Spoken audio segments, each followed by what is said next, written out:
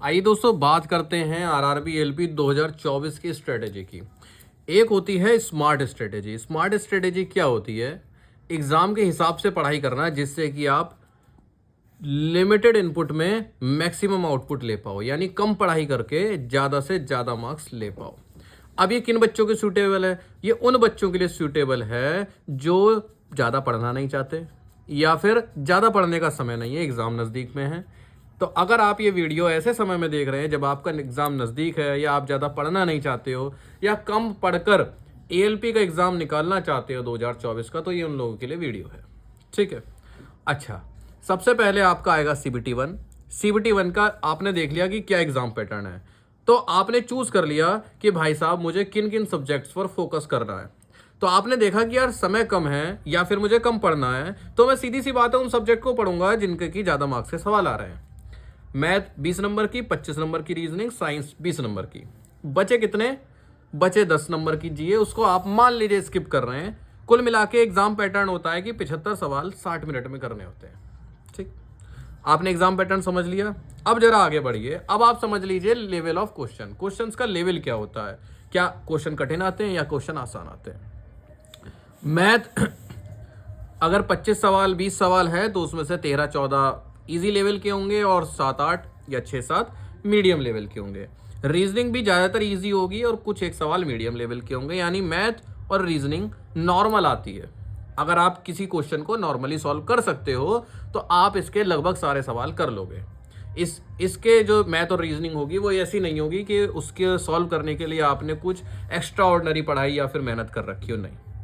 Science का एक अच्छा लेवल का पेपर आता है, यानी साइंस के जो सवाल होंगे वो एक अच्छे लेवल के होंगे, वो लुल्लू पुंजू बच्चों वाले नहीं होंगे, सही होंगे, जिसने पढ़ाई कर रखी होगी। यानी आपको साइंस पर समझदारी से समय देना है, मीडियम टू लिटिल हार्ड। ठीक है, मीडियम रहेंगे या फिर हल्के हार्ड रहेंगे, जिसमें कि न्यूमेरिकल्स भी आएंगे। ठीक है, तो न्यूमेरिकल्स बहुत से लोगों को थोड़े से हार्ड लग सकते हैं, वरना मीडियम लेवल के सवाल आएंगे। साइंस में इजी सवाल बहुत कम देखने को मिलेंगे।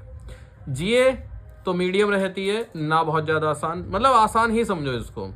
आसान किसके लिए है? जिसको इजी है, आती है। भाई जिसका आता है सवाल जवाब, उसके लिए तो कोई भी सवाल बहुत आसान हो जाता है। फिलहाल आपने क्या डिसाइड किया कि मुझे मैथ रीजनिंग साइंस पर फोकस करना है, तो आपने देख लिया मैथ रीजनिंग के मुझे हर चैप्टर से 3-4 सवाल लगा लेने हैं और उतने में मेरा काम हो जाएगा, बहुत ज़्यादा डीप में जाना ही नहीं है। और साइंस में आपने देख लिया कि हाँ, साइंस में मुझे थोड़ा सा समय देना है। अब अगला है टाइम मैनेजमेंट।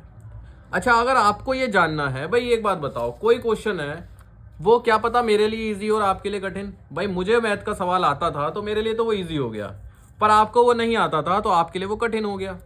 आपको कैसे पता चलेगा? पहले इस बात पे डिस्कस कर लेते हैं, फिर ये हम टाइम मैनेजमेंट देखेंगे। देखिए, ये पता चलता है टेस्ट सीरीज को अटेम्प्ट करने से। टेस्ट सीरीज आपके सिलेक्शन में एक इंपॉर्टेंट रोल निभाएंगी। टेस्ट बुक की टेस्ट सीरीज, ठीक है, बुक रख के टेस्ट बुक की टेस्ट सीरीज पे इस समय बहुत तगड़ा ऑफर चल रहा है दोस्तों, बहुत तगड़ा। ठीक है, आपको 307 रुपये में, मतलब मेरे ख्याल से साल में या इस बार दूसरी बार ये ऑफर आ रहा होगा, इतना सस्ता 307 रुपये में 1 साल का सब्सक्रिप्शन मिल जाएगा। और इस 1 साल में आप जी भर के इसमें टेस्ट दो, पेपर दो, क्विज दो, पीवाईक्यू दो, और आप मेरा यकीन मानिए बहुत आपको फायदे मिलेंगे टेस्ट सीरीज को अटेम्प्ट करने के। एक तरह से आपको पता चलेगा कि अच्छा ये सवाल आते हैं, एक तरह से आपको पता चलेगा अच्छा पिछली बार ये सवाल आया था, तो आप खुद समझ सकते हैं कि इस लेवल के सवाल आते हैं।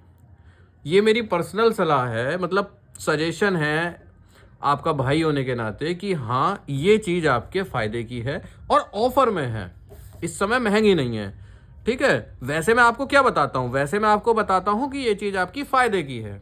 ठीक, अभी मैं क्या बता रहा हूँ कि ये चीज़ आपके फ़ायदे की है और अभी ऑफर में है। अभी आपके लिए 2 फायदे हैं कि ऐप तो फायदे की है ही है, साथ ही साथ लगभग 200 रुपये से ज़्यादा की छूट है, वरना 500 के नीचे मिलती नहीं है। ठीक है, तो टेक्स्ट बुक का सब्सक्रिप्शन आप ले लीजिए। कूपन कोड में हाँ आप चिंकू लिख देंगे तो आपको एक्स्ट्रा बेनिफिट मिल जाएगा। ठीक, आपको 10-12% की एक्स्ट्रा छूट मिल जाएगी। तो मेरा कूपन कोड लगने के बाद ही इसका पेमेंट आपको इतने का पड़ेगा। चलिए, अब साल की सबसे बड़ी सेल है जो 2 दिन रहेगी, 14 अगस्त और 15 अगस्त। अभी आपको 350 यानी 349 रुपये दिख रहे होंगे।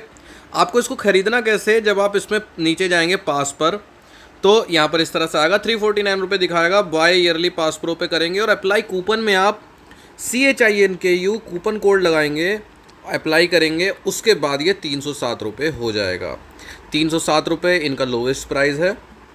अगर मैं आपको बता दूं कि आप इसमें बहुत सारी चीज़ें कर सकते हैं तैयारी के लिए, ठीक है। NTPC हो, ALP हो, इसके अलावा बहुत सारे एग्ज़ाम होते हैं। मैं आपका और एग्ज़ाम दिखाऊं, ये देखिए, SSC के एग्ज़ाम, बैंकिंग के exam, teaching exam, civil exam, railway exam, defence exam, state police, insurance, nursing, other के बहुत सारे एग्ज़ाम होते हैं। आपको उनमें से जो देना है आप उसमें से सेलेक्ट कर लीजिए, फिर उसके क्वेश्चंस, उसके क्विज, उसके टेस्ट आपके सामने आएंगे। अगर आप 4 एग्जाम सेलेक्ट कर लेंगे तो चारों के आएंगे, 2 सेलेक्ट कर लेंगे तो 2 के आएंगे। आप जितने सेलेक्ट कर रहे हैं आपके उतने, जैसे मैंने देखिए NTPC और ALP आपको दिखाने के लिए सेलेक्ट कर रखे हैं। ALP के आ रहे हैं 855 टेस्ट, NTPC के आ रहे हैं 1000 के ऊपर टेस्ट। तो इस तरह से ये आपके 1 साल तक रहेगा प्रोपास। इस बीच में आप खूब पढ़ाई करिए, जिस एग्ज़ाम की पढ़ाई करनी है उस एग्ज़ाम की पढ़ाई करिए, और क्या कहते हैं, उस एग्ज़ाम की पढ़ाई। और मुझे उम्मीद है कि इस 1 साल में आप जिस भी एग्ज़ाम की तैयारी कर रहे हो या भरोगे, उसके लगभग सारे एग्ज़ाम हो जाएंगे। मतलब CBT 1, CBT 2, जो जो उसके होनी है स्टेजेस, वो हो जाएंगी। तो आपका सारा काम इस एक पास के ख़रीदने से 1 साल के अंदर हो जाएगा।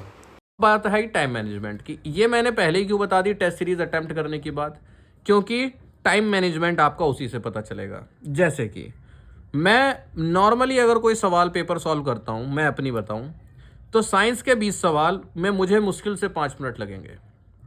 क्वेश्चन पढ़ा, आंसर सीधे लगा दिया, क्योंकि उसमें कुछ कैलकुलेशन तो करनी नहीं है। एक आध अगर 3-4 न्यूमेरिकल आ गए जिसमें कि समय लग गया तो मैंने 7 मिनट लिख लिया। GA के जो 10 सवाल हैं उनको मैं 3 मिनट में कर लूँगा, क्योंकि सवाल पढ़ते ही या तो वो मुझे आता होगा या वो मुझे नहीं आता होगा। सिर्फ उतना ही समय लगना है जितना एक सवाल और उसके ऑप्शंस को पढ़ने में लगता है। यानी साइंस और GA का सेक्शन 7+3 मैं मैक्सिमम 10 मिनट लूँगा। और मेरे हिसाब से अगर आप एक मीडियम लेवल के पढ़ने वाले हैं बंदे, ठीक है, एवरेज बंदे हैं, तो आप भी लगभग इतना ही समय लेंगे। ठीक, बचता है मैथ और रीजनिंग। 60 मिनट का सवाल पेपर था, बचे हैं 10 मिनट छोड़ दो तो 50 मिनट। मैं मानता हूं कि आपको कुछ इस तरह से पढ़ाई है पहले से ही। टेस्ट सीरीज जब आप अटेम्प्ट करोगे तो टेस्ट दोगे, क्वेश्चन भी दोगे, तो मैं मानता हूं कि आपको 60 मिनट का टारगेट लेके नहीं, आपको 50 मिनट का टारगेट लेकर चलना है। 50 मिनट में से आपको 10 मिनट बचाने हैं। 40 मिनट में यानी 20 मिनट में मैथ और 20 मिनट में रीजनिंग आपको ख़त्म करने की प्रैक्टिस करनी चाहिए। ठीक है, यानी कि मैंने क्या बताया, कम पढ़ के ज़्यादा नंबर कैसे ला सकते हो। सबसे पहले तो हर चैप्टर के 2-2, 3-3 सवाल कर लो, ज़्यादा सवाल में नहीं पढ़ोगे आप। इसके बाद टेस्ट सीरीज पे आ जाओ, हर चैप्टर की क्विज कर लो, अब प्रीवियस ईयर के क्वेश्चन लगाने लगो, तो आपका टाइम मैनेजमेंट बन जाएगा। अब एक बच्चा, जरा अंतर सुनिएगा, एक बच्चा जिसने दिन रात पढ़ा, हर चैप्टर पढ़ा और उसने बहुत सारा पढ़ा और उसको बहुत ज़्यादा ज्ञान हो गया। एक बच्चा जिसने नॉर्मल पेपर लायक पढ़ा और उसको एक मीडियम ज्ञान हो गया। जब पेपर आया तो इसने 75 सवाल करने में, यानी जो 60 मिनट थे, 60 मिनट में ये सिर्फ और सिर्फ 55 सवाल ही कर पाया, क्योंकि इसको ज्ञान ज़्यादा था, ये ज़्यादा नर्वस होकर क्वेश्चन को दे रहा था। ठीक है, एक बंदा जिसने नॉर्मल पढ़ा पर उसने टेस्ट सीरीज में काफ़ी प्रैक्टिस कर रखी थी, तो उसको आइडिया था कि मुझे किस स्पीड से शुरू से लेकर चलना है, इसने मान लीजिए 60 सवाल कर दिए, क्योंकि एक एवरेज बंदा था तो ये आगे निकल गया। ये अंतर पड़ता है कि पहले से प्रैक्टिस करने का। ये बंदा भी अगर पढ़ाई के साथ साथ खूब प्रैक्टिस करता, प्रीवियस ईयर क्वेश्चंस की टेस्ट सीरीज लगाता, तो उसको आइडिया होता कि मैं अगर धीमे धीमे सॉल्व करूंगा तो मेरा समय कम पड़ जाएगा। और यकीन मानना, जब आप पेपर में बैठते हैं और मैथ रीजनिंग के सवाल सॉल्व करते हैं तो कहीं गलत ना हो जाए, इस डर से आप उसको बड़ा धीमा धीमा सॉल्व करते हैं। ठीक है, स्पीड बढ़ जाएगी, आप प्रैक्टिस करिए। ठीक, अब समझिए 50 मिनट बचे हैं, 10 मिनट में साइंस और GA का आपका हिस्सा लेगा। ठीक, मैथ और रीजनिंग 50 मिनट बचे हैं, उसमें से 40 मिनट में ही आप करने की कोशिश कीजिए। जितने सवाल हो पाए उतने कीजिए। जिस सवाल में आप अटक रहे हो छोड़ दीजिए, मत करिए, स्किप, अगले पे आइए। तो 50 मिनट में के जगह 40 मिनट में ख़त्म कर रहे और 10 मिनट आप पे बस बचे। अब क्या करिए, जो सवाल इसमें छूट गए होंगे, भाई मैथ में 2-3 सवाल छूट गए होंगे, रीजनिंग में 2-3 सवाल छूट गए होंगे जो आपको नहीं आ रहे होंगे। जब पूरा पेपर कर लेते हैं, कई बार दिमाग खुल जाता है, कई बार फॉर्मूले याद आ जाते हैं, कई बार कुछ दूसरा क्वेश्चन देख के आइडिया आ जाता है कि अच्छा इसका ये आंसर हो सकता है। इन 10 मिनट में आप उन सवालों पर जाइए। ऊपर आपको पता चल रहा होगा कि आपने चौथा सवाल नहीं किया, 7वां नहीं किया, 13वां नहीं किया। ये आपको कैसे आइडिया लगेगा? ये आपको तभी तो आइडिया लगेगा जब आपने टेस्ट सीरीज को अटेम्प्ट कर रखा हो। ठीक है, तो 10 मिनट में आप बचे हुए सवालों को फिर से अटेम्प्ट कीजिए, और मेरा यकीन है अगर आपके 5 सवाल बचे हुए हैं और पहले नहीं हो पा रहे थे, तो अब 2 या 3 तो उसमें से आप पक्का कर देंगे। या फिर मतलब बिल्कुल ही ना आते हो तो अलग बात है, पर अगर आप पहले अटक रहे थे तो अब आप कर देंगे, क्योंकि अब आपको पास, आपको डर खत्म है। आपको पता है कि आपने बाकी पेपर सॉल्व कर लिया है। आपके दिमाग में है कि मुझे बस यही 2-4 सवाल करने, बाकी तो मेरा हो चुका है।